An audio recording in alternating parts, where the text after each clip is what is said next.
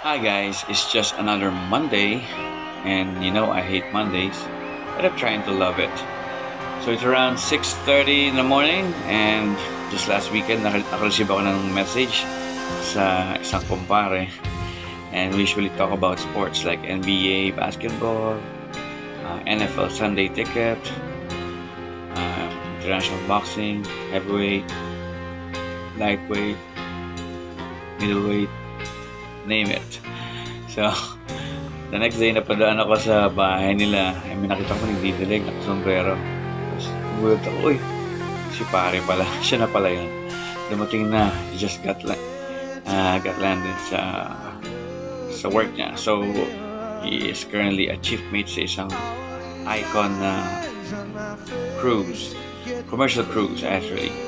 And, so, siguro mga around na yun after lunch. So, since mainit pa, we decided to kill time. So, napunta muna kami sa isang coffee shop around Gloria Diaz BF Resort Village.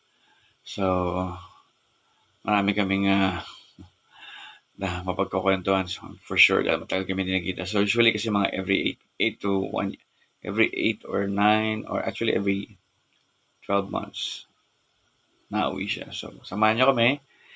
And, mapagkakwentuhan namin ng mga halaman niya kasi he's a green thumb, so sobrang dami niyang halaman. And meron din siya mga puno, ng mga prutas, name it, nandun sa bakuran niya. So, he is a guy with so much talent. And last time, sinama niya ako sa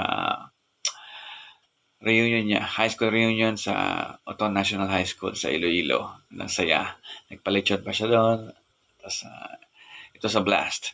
And reunion as well ng mga kababata. And he showed me around Iloilo and sa Guimaras. Together with my friend Kevin from Haro, Iloilo. So, samahan niyo kami. I'll catch you later. And naalala ko few years back before pandemic, nag-celebrate ako ng late 30s birthday ko. We decided to fly to Siargao, ni paring Jody, together with his wife. Nag-island hopping kami. He showed me around Siargao, Del Carmen, and sa mga surfing sites, bar hopping, and sarap, ang daming food trip, paka-fresh na mga fruits, and it was a blast. Ang saya sa Siargao. And the good thing is meron silang bahay doon. So, in-accommodate nila kami. And sobrang pampered kami doon. One of the best birthdays I ever had sa Siargao. So, I'll see you around. Kita kami mamaya. It's a Monday. Together with my best friend, my kumpare, paring Noy. Just chilling around, taking a break. And while Christian is trying to work on duty. And nandito yung coffee tea. Sarap, coffee tea. At Act Fitness Gym Boxing Muay Thai.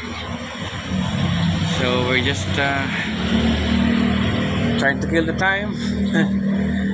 And samahan nyo kami. And tomorrow, back to work na naman ako. Yours truly. And si Pari Noy sa Green Town. And Farmers. yeah, name it. Lahat ng tanim. Lahat. Malusog ang tanim. Kaya sabi nila, pag may tinanim, may aanihin. So, see you around.